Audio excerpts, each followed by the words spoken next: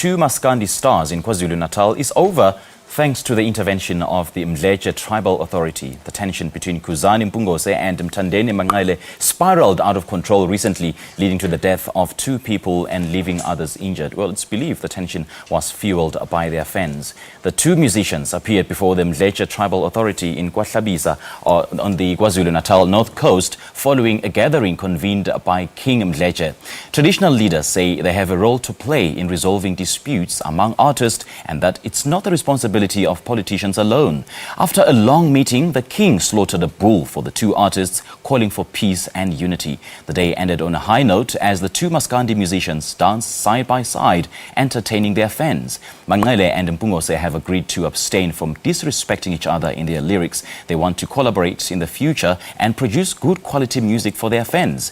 They are also scheduled to meet with King Goodwill Zwelithini in the next few weeks.